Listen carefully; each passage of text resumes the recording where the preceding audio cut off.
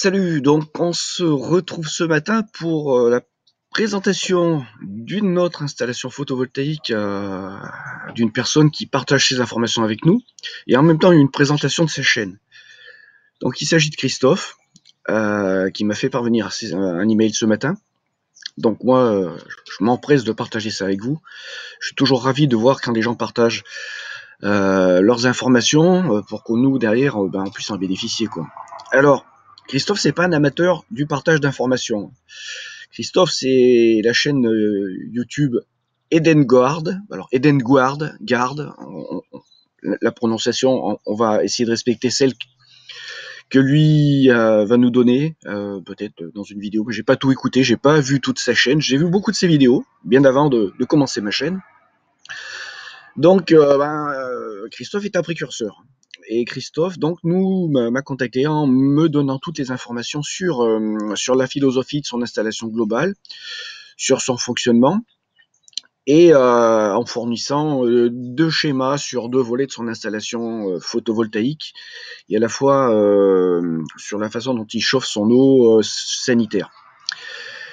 Alors, tout d'abord, comme d'habitude, je vous joindrai dans le commentaire en dessous de la vidéo. Donc je vous demande toujours, lorsque vous regardez la vidéo, d'ouvrir en dessous le texte et de le lire, parce qu'il y aura les informations, et ensuite il y aura tous les liens qui vont vous permettre d'accéder à plus d'informations. Je vous inviterai à lire ce texte descriptif de son installation. Je ne vais pas faire le détail de son installation, puisqu'en fait, lui, il le fait déjà depuis très longtemps, et super bien. Je vais vous donner la philosophie grosso modo. En gros, voilà, la réponse, elle est simple. Christophe, il est en autonomie totale du point de vue électrique. Ni plus, ni moins.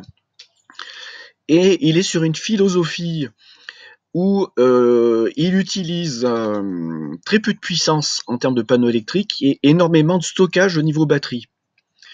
Ça, c'est le truc remarquable. Ensuite, il fait le choix, lui, à contrario de moi, et je vais expliquer ma philosophie, de ne pas utiliser un onduleur hybride, parce que lui, il considère que s'il tombe en panne, tout tombe en panne, et sa réflexion est tout à fait justifiée. Et ensuite, de modulariser un peu sa distribution électrique, et on va dire la conversion de l'énergie de ses panneaux photovoltaïques.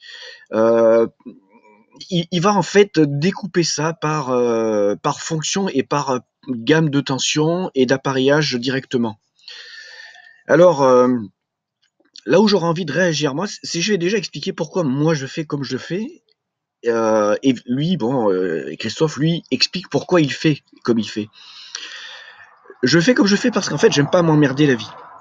Ça, c'est la règle numéro 1. Si j'utilise en fait un système assez simple où tous les panneaux sont envoyés sur un seul et unique appareil, un onduleur hybride, qui va donc faire la fonction de régulateur de charge, et ensuite la fonction de convertisseur en 220 volts, ensuite toutes les autres fonctions qui vont être annexes autour de ce dispositif-là, c'est que ça simplifie énormément la pose, ça simplifie le câblage, ça simplifie également la zone géographiquement dans votre maison où vous allez faire ça.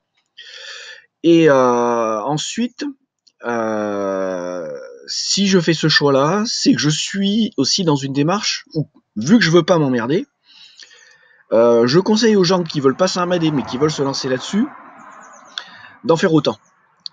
Puisque se retrouver avec une installation où on va avoir plein d'appareillages et tout, ça va demander à mettre la main à la pâte dans plein de domaines différents du point de vue électrique et électrotechnique.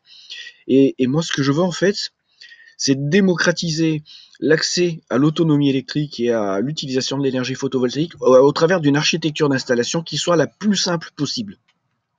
Et donc, quand vous avez des panneaux solaires, un câble, enfin des câbles, des fils, et ensuite un onduleur, et grosso modo des batteries qui sont raccordées à cet onduleur, et puis ensuite deux fils qui partent aux 220 volts, bien sûr avec le découpage et le câblage de votre tableau électrique propre à votre maison, on est dans une architecture qui, à mon avis, est celle la plus simple.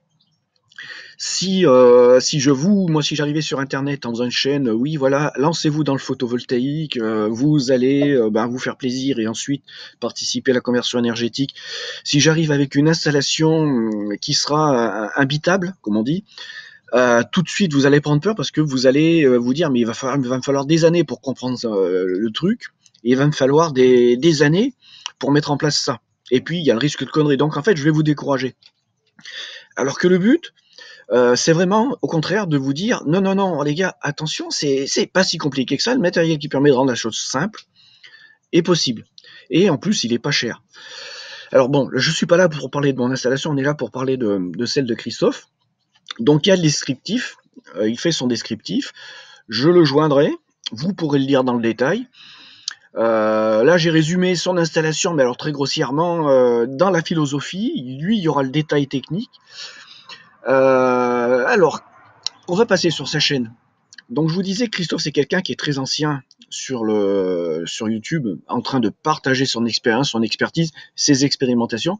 C'est qu'on va regarder la première vidéo en bas, regardez là, 9 ans, essai Plasma Park. Alors, vous voyez donc, il faut savoir, moi je tire mon chapeau. Bon, je connaissais la chaîne depuis très longtemps, d'ailleurs, c'est une des chaînes que j'ai dû... Et oui, c'est une chaîne que j'ai partagée il n'y a pas longtemps quand je faisais un inventaire des chaînes qu'on pouvait trouver sur Internet, sur YouTube, pour en apprendre un peu plus sur le photovoltaïque. Et donc, la quantité de vidéos donc, est très conséquente. Et vous avez plein de domaines dans le terme de l'autonomie, du bricolage ou de l'autoconfection qui sont abordés par sa chaîne. Donc, sa chaîne est un super moyen si vous avez envie d'approfondir un peu votre expérience, votre expertise, et puis d'avoir de nouvelles idées. Sa chaîne est vraiment une mine d'or. Moi, pour moi, je mets cette chaîne-là au même niveau que la chaîne de Barnabé, peut-être avec une petite différence supplémentaire. Là, on est peut-être un peu plus dans le concret, dans le réel, que on va dire, dans le démonstratif, le laboratoire.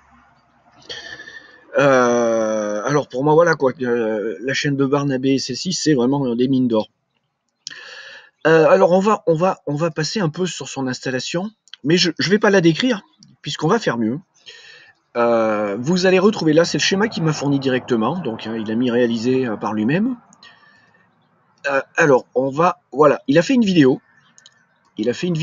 où lui-même il explique l'architecture de son installation électrique, le pourquoi, le comment. Donc elle dure 17 minutes.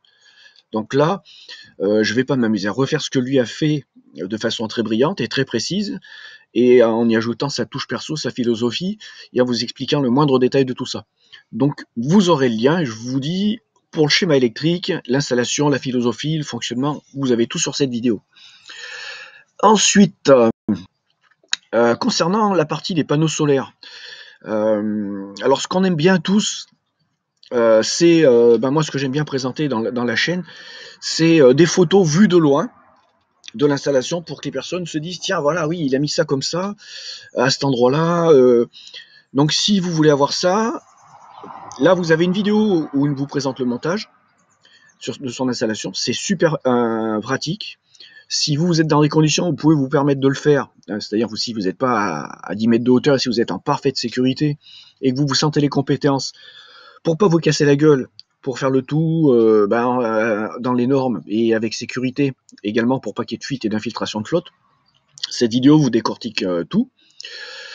Et puis ensuite, il a plusieurs petites vidéos, vous regarderez, je crois qu'il en a 2 ou 3, sur le pack de batteries et les batteries qu'il utilise, avec un stockage énergétique qui n'est pas piqué des verres. Hein. Voilà, donc regardez, c'est des batteries qu'on trouve sur internet assez facilement, avec ces tout petits modules dont j'avais déjà parlé rapidement sur une autre vidéo. Alors, on va aborder la partie ECS, chauffage, donc la partie où il chauffe son eau chaude sanitaire. Donc là, je vais pas aller dans le détail, c'est vraiment pas ma branche. Il m'a joint le document, donc c'est qu'il a jugé utile que je vous le partage avec vous. Sachez que sur sa chaîne, donc il en parle également. Donc, je vous invite à gratter le sujet. Alors, on va retourner sur sa chaîne YouTube quelques instants. On va regarder globalement. Donc, il va nous parler beaucoup d'électronique. Hein. Il va beaucoup nous parler jardinage, potager. Donc on voit qu'on est vraiment dans l'autonomie, hein, et pas que l'autonomie électrique, hein.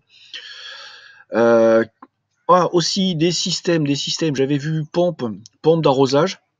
Donc on voit dans son installation qu'il a prévu aussi également une partie qui permet de développer une très forte puissance électrique, donc jusqu'à 8 kWh je crois. 8 kW pardon, ce qui n'est pas une mince affaire. 8 kW ça envoie du pâté. Donc voilà, que dire d'autre? Si ce n'est que je remercie Christophe déjà pour tout le travail qu'il a fourni, le partage de ces informations depuis les années, puisque moi ça m'a aidé à me lancer, ça a dû aider beaucoup de monde aussi à se lancer. Si j'avais envie de vous parler aussi d'une petite vidéo, il faut que je la retrouve, qui peut être intéressante. Il faut que je la retrouve. Je ne sais pas si c'est celle-ci. Donc celle-ci, autonomie 33, autoconsommation. Non, ce n'est pas celle-ci. C'est pas celle-ci. Il faut qu'on la retrouve cette vidéo. Il a une vidéo en fait où il explique notamment le principe les divers principes et le principe d'utilisation du photovoltaïque pour produire l'énergie électrique, et notamment avec le premier procédé qu'on a trouvé sur le marché et que les gens ont utilisé pour les gens qui se sont lancés dedans avec des entreprises, avec la réinjection revente. Donc il y a une vidéo qui parle de ça, c'est peut-être même bien celle-ci, je vais l'ouvrir pour être sûr ou pas de mon coup d'ailleurs. Bonjour à tous, nouvelle petite... Alors, on regarde si c'est bien celle-ci. Voilà. Au consommateur le plus court. Voilà, donc c'est cette vidéo, il me semble. Donc, que dire de plus, hein, je vais pas faire plus de blabla, le but c'est pas de faire du blabla, c'est de partager de l'info. Donc autonomie totale, installation qui n'est pas à la portée de tout le monde, mais qui montre qu'on peut très bien faire des choses qui fonctionnent avec en fait très peu de panneaux solaires également. Et là, une philosophie, beaucoup de stockage, et puis une architecture, on va dire, très souple, très souple, qui est là pour pouvoir en cas de panne, de pouvoir toujours avoir au moins une solution de rechange et pas la totalité de l'installation en vrac. Voilà, donc Christophe, merci, et puis à vos remarques, commentaires, et puis si vous aussi vous avez une chaîne où vous avez fait une installation photovoltaïque, contactez-moi, envoyez-moi un email, et puis faites le topo, partagez l'information, et puis comme ça on fait tourner l'affaire en boucle. Alors, oui, je vais en profiter. Une petite demande. Si vous avez fait faire une installation photovoltaïque avec réinjection, revente, je vous invite également, alors bien sûr ça va dépendre de vous, si vous voulez ou pas, je vous invite également à me joindre par email, et si vous le voulez, partagez avec nous vos informations, c'est-à-dire en gros, photographie de votre installation, bien sûr conservation de l'anonymat, panneaux photovoltaïques, implantation dans la maison, grosso modo la région où vous vous trouvez, un peu pour constituer le contexte climatique, photographie de votre onduleur, si vous en avez un, parce que vous pouvez très bien avoir des micro-onduleurs, de vos protections, là où il se trouve dans votre maison, bien sûr en préservant l'anonymat, pas photographier votre maison dans l'intégralité. Et puis facture, en cachant ce qui doit être caché. Facture, c'est-à-dire le coût de votre installation, les aides et les subventions que vous avez eues éventuellement, et avec les crédits d'impôt, enfin tout ça, que vous avez pu avoir.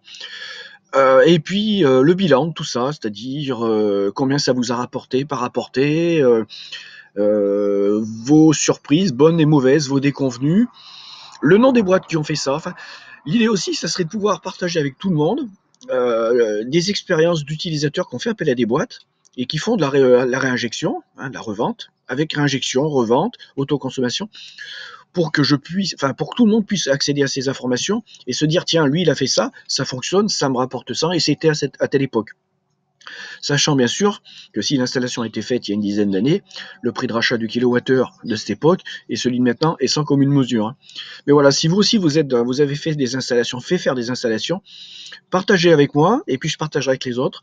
Ça sera l'occasion de donner beaucoup plus d'infos aux gens qui voudraient se lancer dans ce domaine-là en particulier, qui est celui non pas du stockage et de l'autonomie, mais on va dire d'un fonctionnement avec réinjection qui est tout aussi valable, quoi, hein, parce qu'en fait, on devient des producteurs pour tout le monde dans ce contexte-là. Voilà, allez, à très bientôt.